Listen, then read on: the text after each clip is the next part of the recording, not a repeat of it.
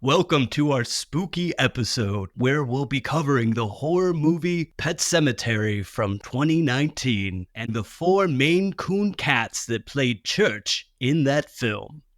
The film itself it's alright. But did you know that there was actually a 5th cat that didn't make it to the final production? Or have you ever wondered how they did that undead look on the cat and he looked like he had crap on him and stuff? Learn about all this and more as we're hoofing it in Hollywood. The birds and the beasts are on screen. They're the ones that you have seen. You've watched them since childhood at the Hoofin in Hollywood. Spooky, scary skeletons and shivers down your spine. Hoofin in Hollywood, isn't this divine? Hello! And welcome to Hoofin in Hollywood. I'm your host, Paul, and with me today I have my co-host, Melissa. Hello. Jordan. Hello. And Audrey. Hello. Where did Audrey go? And who is that ghost? That was a good one. That was good. So today we're talking about the 2019 film Pet Sematary. So go ahead and take it away, Jordan. 1, 2, 3, 4, 1, 2, 3, 4, fill facts. 1, 2, 3, 4, rock facts. Please change it to rock facts. Please. Rock Facts is amazing. Please. Okay. Pet Sematary, released in 2019, as Paul already said, a horror movie. This one directed by Kevin Kolsch and Dennis Widmeyer, who actually frequently worked together. They did the Scream TV series together, and they also did a documentary called Postcards from the Future about Chuck Palahniuk. The movie was written by Stephen King, who wrote the book Pet Sematary, and the screenplay by Matt Greenberg. He did Halloween H2O, and Jeff Bueller, who wrote the latest Grudge entry screenplay. And as you said, there were 4 to 5 cats that played Church the cat. Church was nicknamed Church. It's a shortened version of Winston Churchill. And there was also a movie in 1989, Pet Sematary. And we'll talk about the differences a little between the two. The human stars in this one: Jason Clarke played the dad, Louis; Amy Seimetz as Rachel; Jette Lawrence as Ellie; Hugo and Lucas brothers, Lavoie, as Gage; and then the wonderful John Lithgow as Judd, and the part made famous by Fred Gwynne in the original one, who said, "You want to watch out for that road." I live just across the road. You want to watch out for that road. Judd's my favorite character in all of Pet Sematary. Go down that road. You don't want to go down that road. So, box office. This one had a budget of $21 million, pulled in $24 million on the opening weekend, so they made their money back in a few. And then Lifetime, it got $113 million. Nothing really sensational, but also pretty good for a horror movie that came out in 2019. Critical reception, though: 5.7 IMDb rating, 57% Rotten Tomatoes, with a 33% popcorn meter, which is now what they call the audience score. It was kind of praised for its moodiness and its change on the general aura of the movie, but it was criticized for changing certain elements. What else came out that year?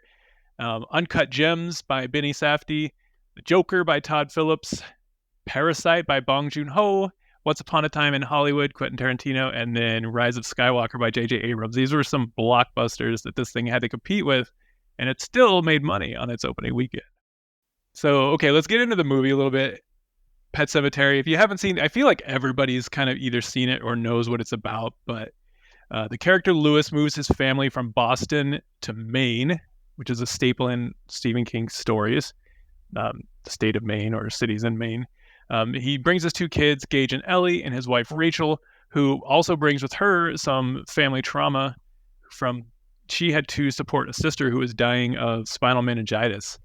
And it was pretty traumatic for her as well, because her sister sort of resented her for being the healthy one, and she had to deal with that, and had to deal with the thoughts of being relieved after her sister died, which that will come a little bit into play later on in the movie. So they move to this new town. It's quaint. It's a lot different than Boston. The husband has a job as a doctor at, I think, a college, like a university. And one of his first days there, the student dies. He's hit by a car and drug. The side of his face is gone, and he's like bleeding out on his operating table. He can't save him, and he dies. So it traumatizes Lewis, and then Lewis almost immediately starts seeing the kid in his dreams. And the kid warns him about a place that he shouldn't go with sour ground. Stop! The ground is sour! I really like that, the sour ground concept, because It almost sounded like you said sauerkraut. Sauerkraut. He warns him against the sauerkraut.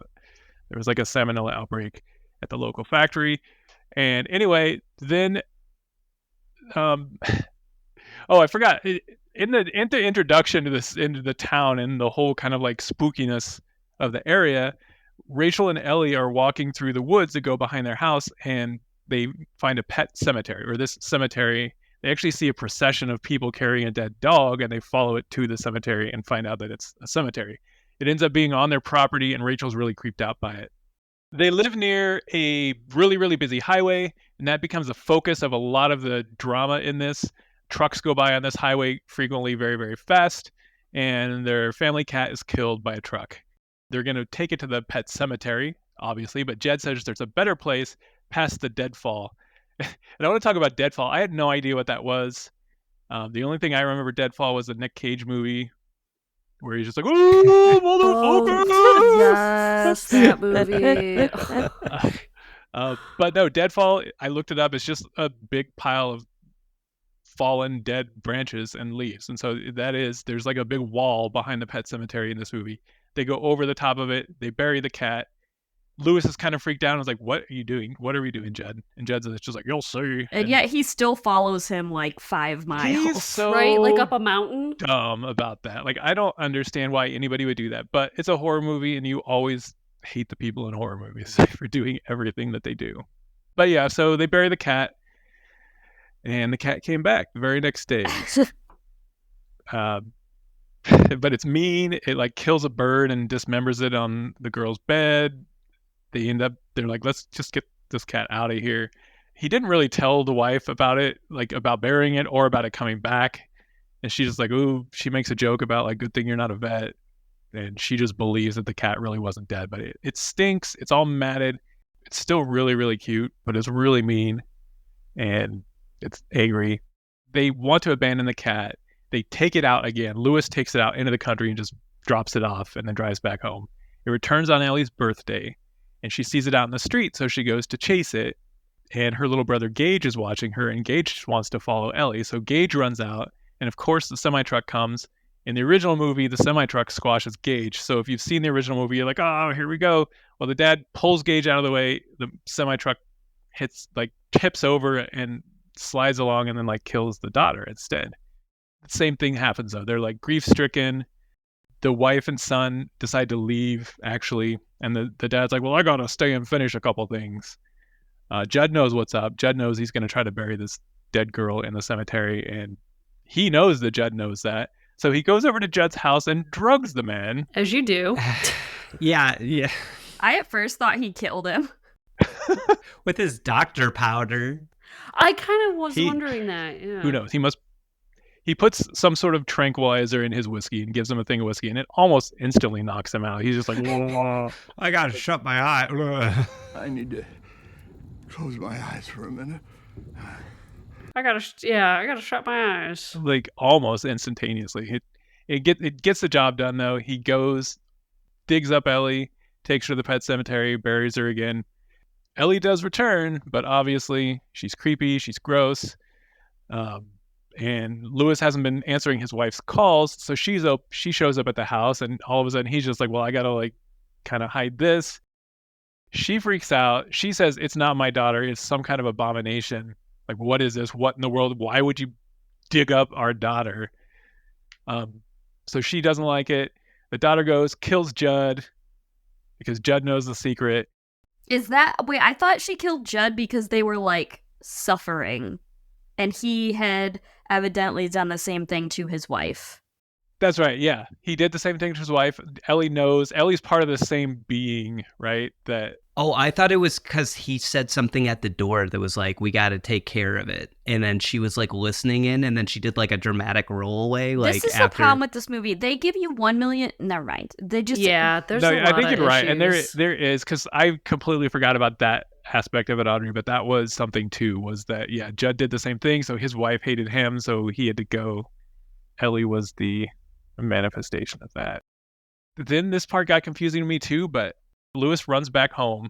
Ellie's in the middle of killing the mom, actually stabs her to death, and then somehow drags the mom's dead body to the pet cemetery and buries it. But yeah, so Ellie, her only focus now is making her whole family zombies. So she starts with the mom. Then we're shown the dad, Lewis, standing over Ellie, about to decapitate her when he's killed by the mom from behind, who has been turned into a zombie by Ellie. He then turns into a zombie, and all three go back to Gage, who's sitting in the car afraid, and that's where the movie concludes. Thoughts? I think the biggest issue for me for this film was the scares were so like not artfully done. Like they came at varying jarring moments, so like there was no tension to them. So when the first truck jump scare happened, it was like, okay, like am I supposed to be afraid of trucks? I'm not really afraid of trucks like that. All things aside, I really like that ending. I thought that was pretty cool. Like when the dad walked up and looked at the kid, and then you're like, oh, what's going to happen to this kid? Yeah, it was different. That was about the only thing I liked in the movie. Yeah, I didn't like this version very much. Can I tell you my biggest beef with this movie? Yeah. The fucking dumbwaiter. Wait, why? Well, for multiple reasons. Okay, so first of all, You're just jealous that you don't have a dumbwaiter in your house? Well, Nah. kinda, yeah. First of all, the whole like story around the sister with a disability who's like evil and hates her able-bodied sister is really Yeah. kind of like, ugh. Yeah, it was kind of a little cringe. I'll tell you what, I looked up why they did the dumbwaiter. Because one of the directors read an article about some waitress who fell down a dumbwaiter and broke her neck, and it's been like living in his head rent-free ever since. And he thought it was Whoa. super Did not creepy. work. So he decided to put it in. Did not work. It did not. It was so stupid. There's a couple things I wanted to say that I did like about, or at least that I thought was interesting about it, and that, I guess, just the part about her having to rationalize being relieved about her sister's death from such a young age, and that probably haunted her for the rest of her life. And I think that adds a little bit to her character. The one thing I did want to mention, I guess, that I thought was fun, or not fun at all. Oh, I'm gonna no. redo that. I Because thought it when was you fun hear when it, the kid died. No, I'm just well, it is kidding. about the kid dying, so I didn't want to say fun.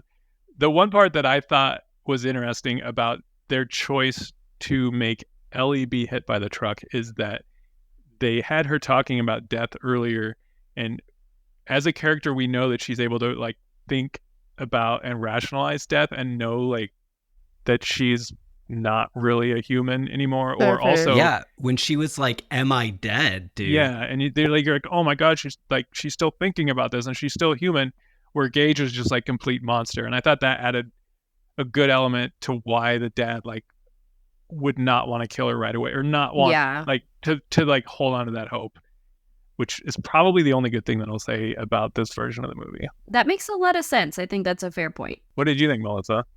Well, no, I'm pretty much on the same page as you guys. But I think, I don't know if I want to say I liked it even less, but I just felt like it was a shell of a movie. Like Yes. they tried to have some stuff going on, but I don't know. I just thought the acting was horrible. I felt like there was zero chemistry between the wife and the husband. Yeah.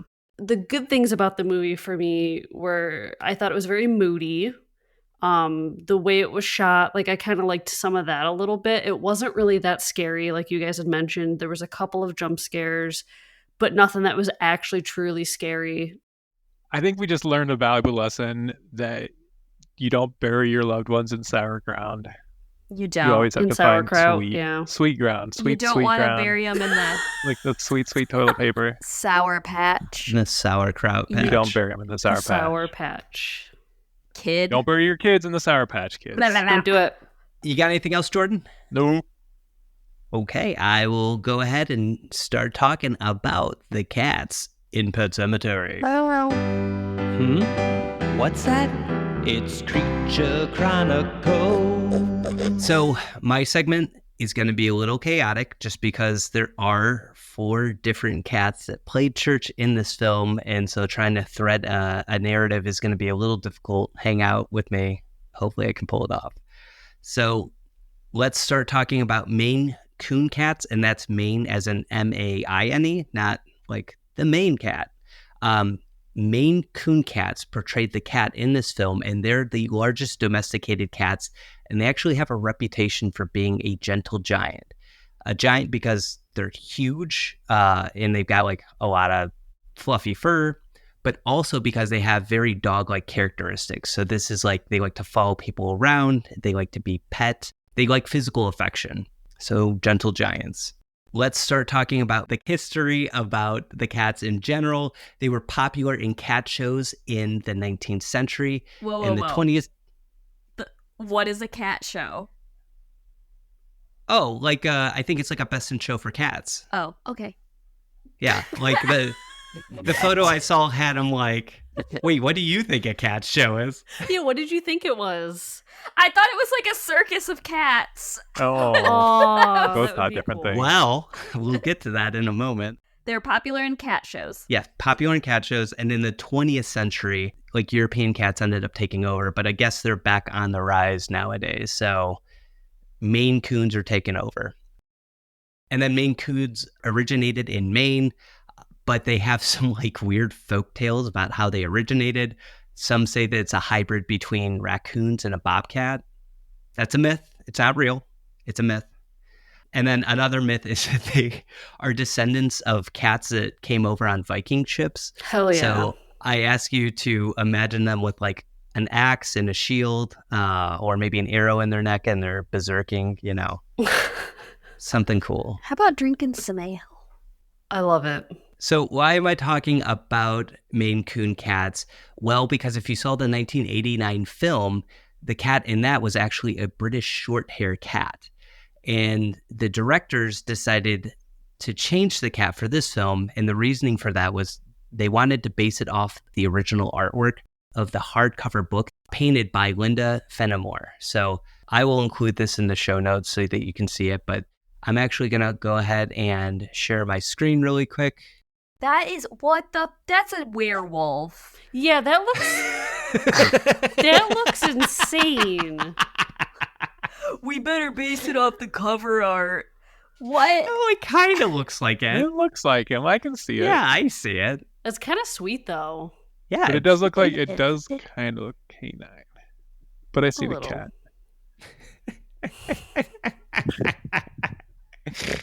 Dude, that's amazing. Okay, so let's talk about how they went about casting this role. It started with Kirk Jarrett. He is an animal coordinator working in the industry for over 30 years at the time that he wins the contract to find cats for this film. So he's trying to find a trainer to help him track down cats and train them. And that's where he comes across Melissa Millett. So Melissa Millett, she was a dog trainer who started a dog school. And to promote her dog school, she created something called the Ultimates. So think ultimate, but with mutts at the end. Ultimates. Ultimates. And so this was a trick show or a stunt show where she had this dogs doing fun tricks. But she wanted to have like the best show she could. So she started bringing a cat into it. And like her cat trick must have slayed or something because it caught the attention of Kirk. And like a Marvel post-credits scene, the two of them meet together, join forces, and then they start finding cats. And all the cats were adopted from animal shelters, which is pretty cool. So to begin prepping these cats for the role and train them, they started about 2 months before production.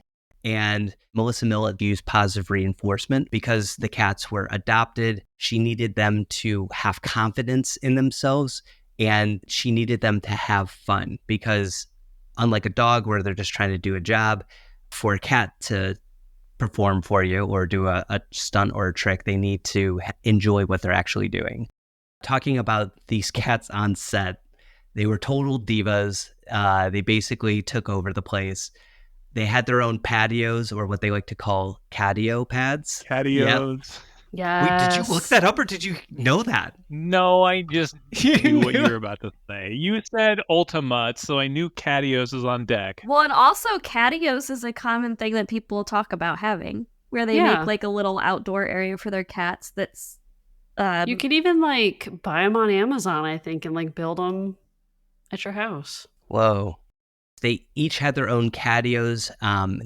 These contained air-conditioned trailers. So they don't like they like the body heat of a human, but not all the time. So that's where the air conditioning comes in. They had a lot of yeah, it was weird. Lucky cats. They also had like a lot of fancy food.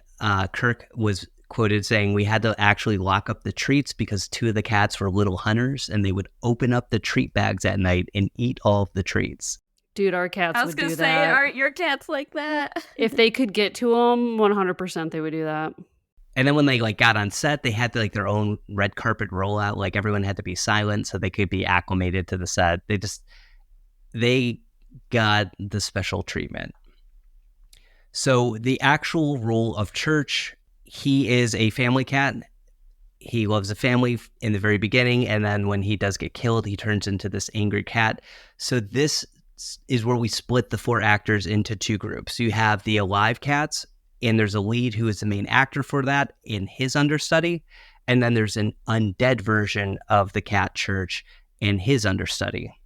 So the first actor I'm going to talk about is Tonic. So this was the main actor who played Church when he was alive and healthy. So Tonic was found as a stray walking down the street, and then he was brought to an animal shelter when they found him. He was 10 months old at the time when they were starting the production. That's one of the reasons why he got the alive version of Church, because he looked youthful, he was cute. He was trained specifically by Melissa, and once production wrapped up, he was actually adopted by Melissa as well. And one more quick note about his personality. He's a total sociable cat. Like when you see pictures of him at like press events for this film, it's usually Tonic with the little bow tie on, like next to the poster and everything. He eats up the spotlight. So his career beyond this film, he actually played the character Dewey in the 2023 film Thanksgiving by Eli Roth.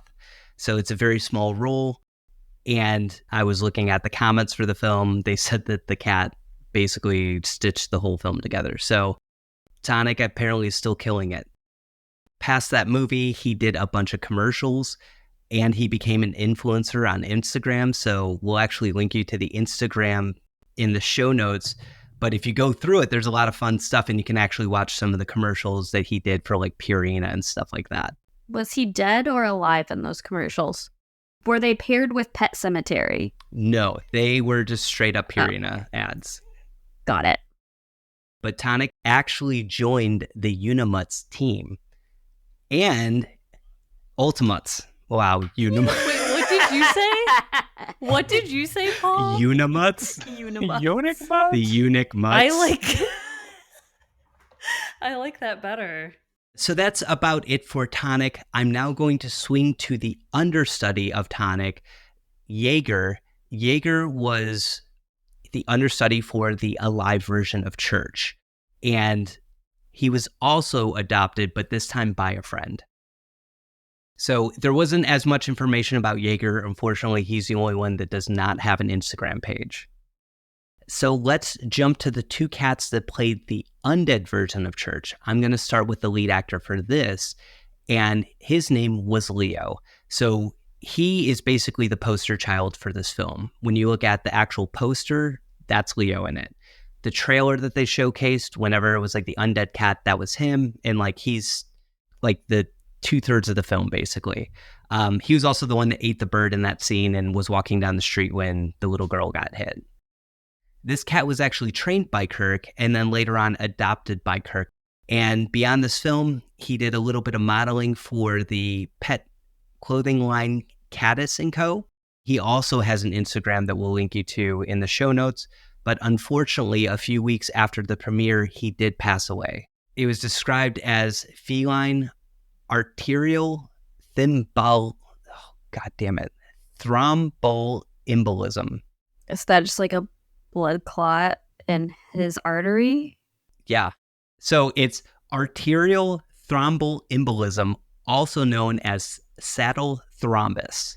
Saddle thrombus could be like a dwarf or like a bad guy or something in Baldur's Gate. I don't know. Anyways. My name is Saddle Thrombus. Eat So my Saddle lightning. Thrombus. Anyways. So yes, it's a sad ending for Leo, but he did a wonderful job. He was super cute. And so then the final cat actor, this was the understudy for the undead version of Church. His name was JD. And JD's start in life was apparently he was left in an apartment. So like someone just moved out and left him there. Oh, I do not understand people. What is wrong with you? Just take him to the Humane Society at the very least. Like, come on. He actually loved any type of affection, and I think it was because he was abandoned. He was also adopted by Kirk after the end of this production, and he too also has an Instagram that we'll link to in the show notes. But you might be wondering, hey, Paul, you said 5 cats at the top of this show. Yeah, what about the 5th? Yeah, you did. Yeah, you guys were all wondering that. So there was a 5th cat named Jin. It was the only female of the bunch, and originally she was supposed to be the lead actor in the role of Church, and everyone else was going to be the backup. But she got really nervous on set. The loud sounds scared her, and because of the positive reinforcement training, they didn't want to pressure her, and so she ended up getting adopted. They found a home for her, and it worked out. Apparently, she chases birds. So they only wanted big bald Aw. cats? No, they were trying to, Oh, no. unless someone was like spiking them on set. Like, Okay. and then like I couldn't find any Instagram for her, but I did find a photo of her on Instagram hanging out with Tonic. They were doing kind of like a selfie together. Wait, which one of them was holding the camera? Cute. They both were with their tails. Oh, Yeah. They make a little prehensile heart tails. too. Yeah. And they're in space. But that's all I have for my section. I'll turn it over to Audrey to do some movie magic. Get ready for movie magic. So a lot of this, last. Jesus Christ. I don't know why I said that. Okay, here we go. Here we go with movie magic. Last episode, we talked about Sid and his various Big balls. big balls and training to be a cat. No, he was a cat. Training to It's trying to be a cat. I hate myself. Training to be a cat. Let me start over. Who on this call is trained to be a cat right now? Oh, I'm sorry. Did I Me. meow out loud? Not me. Did you bark? No, I meowed. Oh. Cheezo pizza sauce. Okay, so more of similar types of things that was used in That Darn Cat, except instead of bells, we have hand signals and commands, which were used for what they referred to in the Humane Hollywood article as mild action, which is like sitting, standing, lying down, being held or petted, walking or running. So this mild action, they trained with hand signals, commands, and they also used very extensive training to get the cats used to being groomed and getting makeup done. This was like step by step, like let's just do a little bit of makeup and then a little bit more and try and add more and get a little bit rougher with it, sort of thing. Some of the mild action, things like jumping into someone's lap, So in that darn cat, Haley Mills, if you remember, had the speaker under her blouse, and that's how they got DC to jump onto her. Well, in this one, the cat jumps into Judd's lap, and they got him to do that by using a buzzer. So, like, he was holding a buzzer, and a trainer had a buzzer. So the trainer hit the buzzer, let the cat go, and then John Lithgow hit his buzzer, and the cat was like, and jumped onto his lap. So that was the simple stuff. Then there were two more involved scenes. So do you remember the one where the little girl was like ripping that brush through the cat's fur? Yes, which looked it looked real. It did, but also what about, like, why would you brush your cat like that? Anyway. Yeah, give it a bath first, dude. Yeah, something. So anyway, she's like ripping this brush through the cat's fur. It looks very intense. Well, she was just pantomiming that action, first of all. The scene was done in very small takes, and the way that they made the fur matted is they used egg white, and then for the blood, they used corn syrup and organic red food coloring. And then that was what they had trained to put on the cat little by little. So now you can, you know what you're going to put on Pan for her for Halloween for her costume. Yes! Just get some egg whites and some organic red food coloring. Your training starts now, Pangea. Yes. And then if you remember, after she has faked, brushing him really hard, the cat's like, and to get that to happen, so the cat didn't actually scratch her, which is what happens in the movie, but they did have a cat who was trained to hiss at certain toys or verbal cues, so they just cued him to hiss. So then the other scene that was sort of involved, do you remember the scene where he's like, I gotta put this undead cat down, and he gets the syringe of stuff that presumably is what he gives to Judd later, so we think it's like a tranquilizer that'll kill the cat. So the actor has the syringe, he's holding the cat down. The way they actually did this is there was a trainer in costume, which they did not go into. And I'm like, what kind of costume was the trainer wearing? Was he like dressed up as the wall? I'm very confused. Ooh, yeah. I'm sure he wasn't dressed up as the wall. The table that they were sitting at. So one trainer was holding him in place. The actor had the syringe, and then another trainer was like at the side, like getting the cat to look at in the right direction. I think it said he used a clicker to keep the eye line in the right place. And then after that, to elicit the violent response, they had the cat who was trained to react to a certain toy. Can you guess what that toy was? Mouse. Dog or a snake? No, not a dog, not a snake, not a mouse. A little stuffed animal that looked like the lead actor. No, but it was a stuffed panda bear. Whoa. Oh, okay. Yeah, Of all things. So they kind of like prodded him with the stuffed panda bear, placed it near its face and paws, and then played with him to get him to growl and bat at the panda. So those were the two big scenes. And then there was also the scene where the cat was eating the fake bird. So to get him to eat the bird, oh, spoiler alert, that bird was fake. In case you thought it was real. I definitely the fakest looking bird. did not think it was real. It was so obviously fake. Yeah, the mom and dad were about to start porking, and then you hear like... Isn't that how it goes, though, when you have a cat or a dog? I mean... Yeah, they We're just kids. bring their fake bird into the room. So to get him to eat the bird, they squeeze some chicken juice on it. So I guess if life gives you a fake chicken, just squeeze chicken juice on it and your cat will eat it. Can we make that a shirt, please? I kind of love that. It doesn't even make sense. I'm going to make that the quote. Life gives you a fake chicken, put chicken juice on it. So your cat will eat it. When life gives you fake chickens, squeeze chicken juice onto it. That's going to be the quote for social media. Dude, hell yeah. Okay, but the biggest trick that they used, can you guess what it was? A whiteboard? Positive reinforcement. I mean, that was a huge trick, but no. Personality. Personality! Bing, bing, bing, bing, bing! Boom, boom, boom, boom, boom! Jordan gets the chicken juice. Give me that chicken. So... Spread it on toast.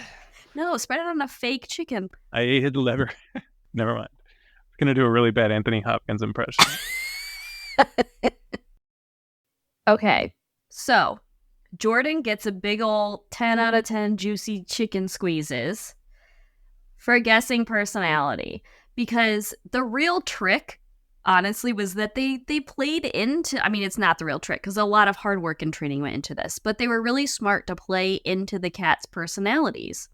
So you had the active cats that did the early on church. You had the cats that like to sit and stare for the later church. Cats that handled grooming better than other would have been the churches that got the makeup applied.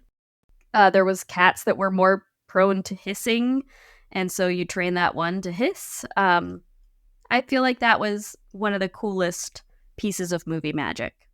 So, I mean, that's really it. There wasn't a lot of... Honestly, the cats mostly did mild action. There just wasn't that much to it. So, I mean, I don't want to minimize the work of the trainers because obviously to get a cat to do anything is very impressive. I just mean that there's not, the cat wasn't like having to jump across rocks in a stream and or swim like in a pool. Sid Cat where he had to like jump over the fence and do all that crazy shit. Run into that tube. Yeah. Yeah, crazy. But they were still cool looking. Like he still looked good on screen. Mm-hmm. And I think maybe it's because now that we're doing this podcast, I'm paying more attention to the animal where I probably would have just dismissed it as just a cat before and like and seen it more as a device to scare people as opposed to like the actual cat. But now that I watch it and look at it and like it just looked like it does a lot of cool stuff. Well, and to your point, I think like the film, they utilized the cat.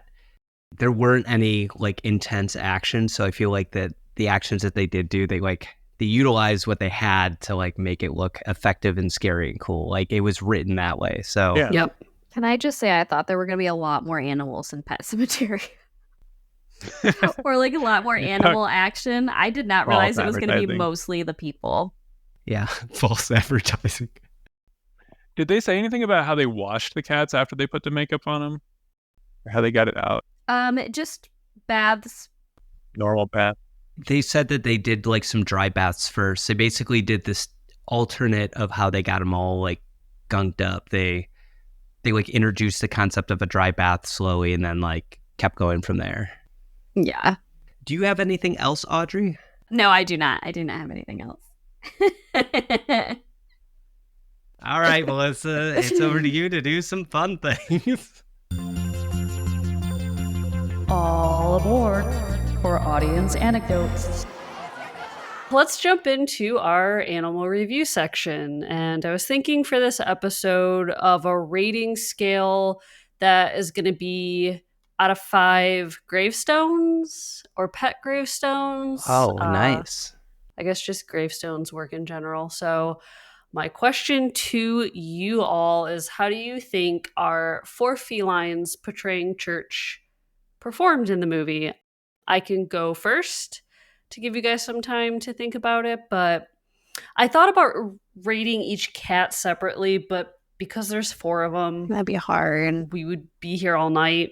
I'll just say as a whole, we'll just lump them together as one entity, but I give them all a solid 4 out of 5.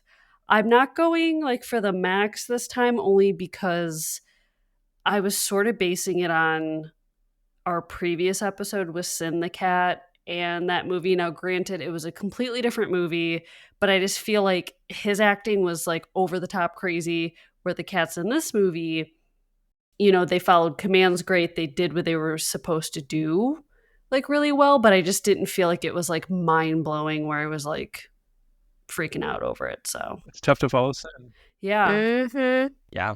I'd say the same thing. Maybe a 4.5. No, they weren't doing anything super crazy. They weren't following things, but they still looked really cool. And I couldn't tell which ones were which, so I can't say they. The cat itself just did what you would think a cat would do, which would, when you think about it, is really hard. Like if I want to make a stupid movie of my cat on my phone, I can't even get it to do anything right. So Right. it was great to make it look like a natural cat. You don't believe it, like, oh, it's not CGI. And good on them for not using CGI. I can get behind that. No, that's yeah. Yeah, I agree. I think I'm giving them 4 gravestones. Oh, I said stars and not gravestones. Damn it. Jordan. You know what I mean. Oh, god damn it, Jordan. The gravestones have stars on them. All right, I'll let it slide. I don't think mine get like 4 like granite gravestones though. They get 4 like limestone gravestones. Ooh, Okay. Do those weather more? They do. Yep. They weather more in acidic conditions like acid rain. The things you learn on this podcast. Do you want to know how you can tell what kind of If you're looking at a limestone tombstone Sure. or like marble? If you put like lemon juice on it, it fizzes a little bit. Oh, I mean, really? does everybody just carry lemon juice around in their pocket, or is that just Audrey? She carries chicken juice Yeah. around. Oh, wait, I chicken do. juice. If you spray chicken juice on granite, it fizzes. Yeah, I also give it 4 tombstones. I think I might get a little granular and say like the alive version of church seemed even like kind of less impressive because Mhm. I think the issue is you don't get to spend enough time with them in the film to like even see what's going on. But like, Right. I think Evil Church, he did it for me a lot more than like Cool Church. So Okay. can we quickly say which animal mask kid we would be? I don't remember which mask there were. Don't worry. I've got a screen I was share gonna ready say, for if you. you pull up Yeah, image, please pull 'em up. Yeah, let's do it. I think Jordan's 100% the horse horse, the mask. horse, right? I mean, yeah. Yes. For sure. Oh my god. 100%. that beagle is super cute though. Yeah. I was gonna say I'm veiny horse face, but if that like why does it look like it has veins all over it? Veiny horse face. No, I think so. If Jordan's veiny horse face, then I think I might be the stupid rat. Look at this thing. I kind of Oh, like the rat, yeah. What's the one in the back? I think I'd be the rabbit, maybe, but what's the one in the back? I think the back might be a cat or a little mouse, Okay. but we can't really get a good look at it in either of these pictures, unfortunately. So that makes me the beagle with the beanie. Yes, you're Parappa the Rapper. yeah. Rabbit.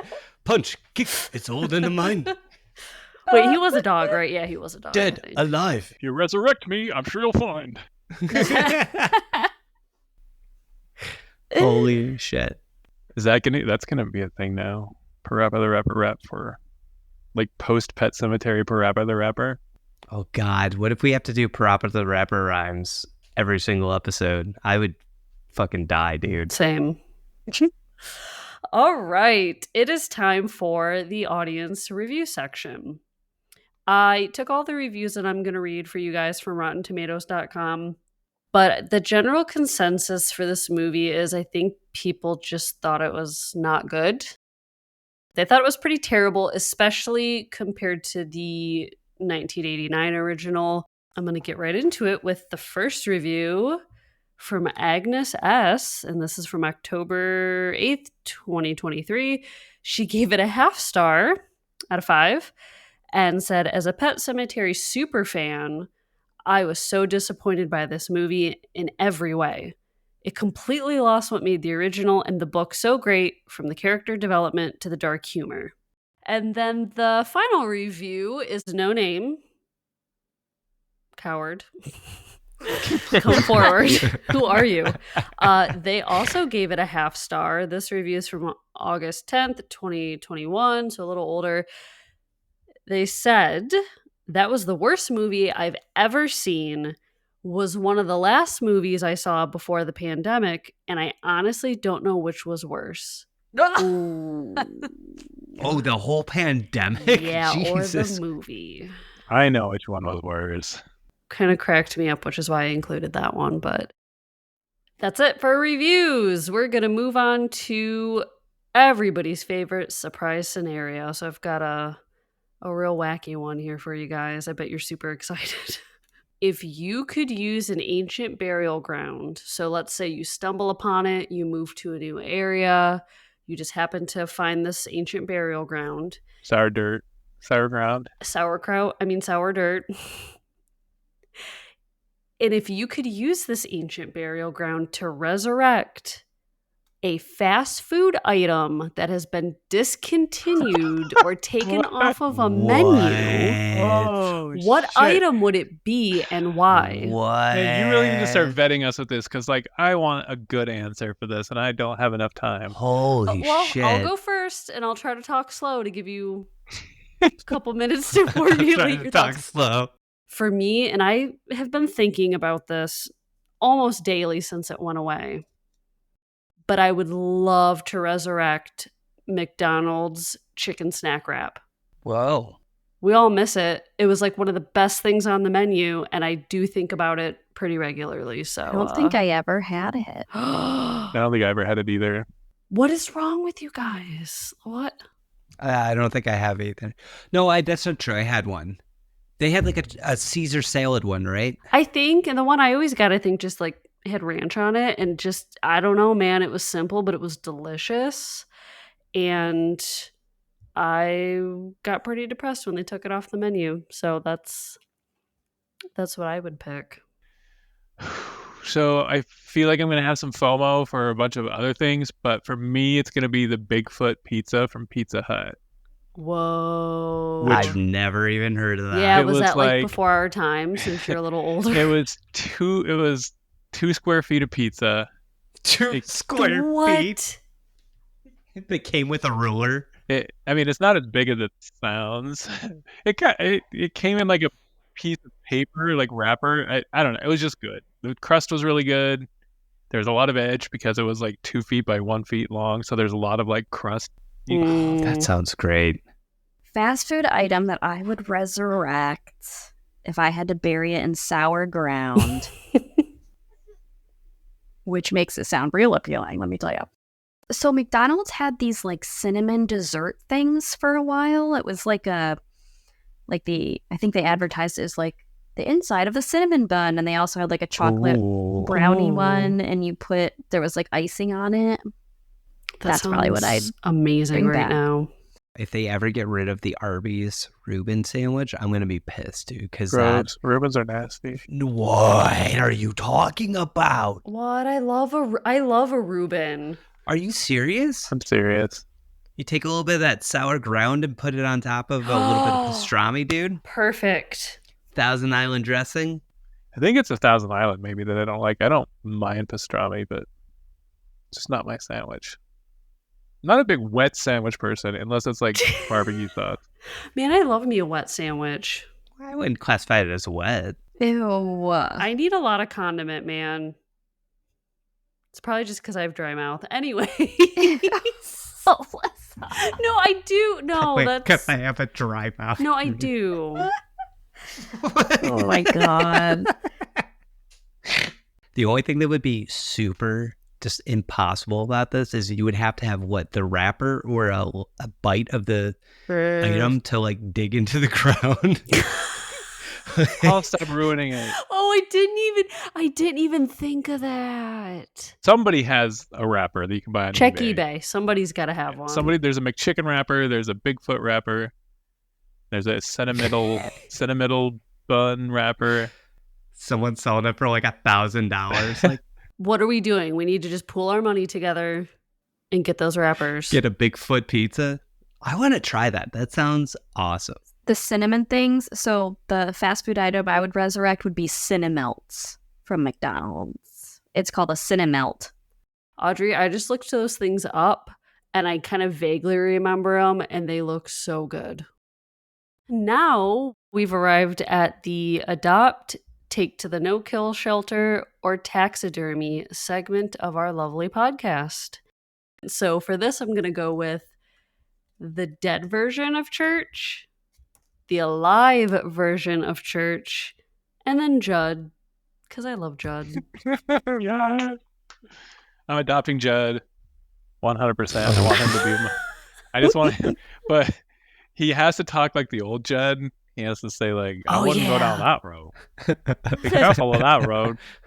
The bananas are in the kitchen. He has to talk like that. But John Lithgow. I was going to say, to be fair, if you want to do the old Judd, you're more than welcome. I guess I didn't specify. I'm still adopting John Lithgow, and I am adopt, Not take to the no. marrying. Mary. Adopt John Lithgow, take to the no-kill shelter the nice cat, bury it, bring it back to life, and then taxidermy the evil cat. Okay. Because it looked cool. I'm adopting the living church, the nice church, no kill shelter, Judd, because I love Judd. I'd adopt him, but old men can sometimes get a little creepy, and so I just don't want to deal with it. And then I'm gonna taxidermy the dead cat, and I would maybe put him up next. Like I would use him as the toy that makes the living cat hiss. You know how they use the stuffed panda? Oh, I would use stuffed dead version of himself. Perfect. For when I was training him in a movie. So I would adopt the undead version of Church because he was super cute, even with all that bullshit on him. And he seems like he would be a fun hang.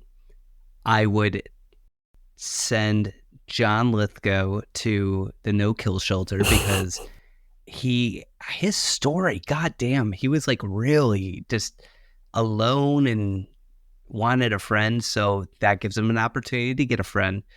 And then I would taxidermy the alive version of Church because I could then rebury him and get another fucking undead Church, dude. And I'd have two of them. Well played. Yes, very well played. I get two cats out of it. I'm impressed. I wish I would have thought of that, but I think I'm going to have to go with what Audrey said. I would adopt a live Church. I would take Judd to the no-kill shelter. As much as he might be fun to have around, he would probably have some stories to tell you. And he'd be a decent drinking buddy, but I don't know. Man, but you slip one trank in the guy's drink and he passes out, you know? He passes out in 2 seconds. Highly drinkable. Yeah, he can't hold his liquor, but and then taxidermy. Can't hold those roofies. I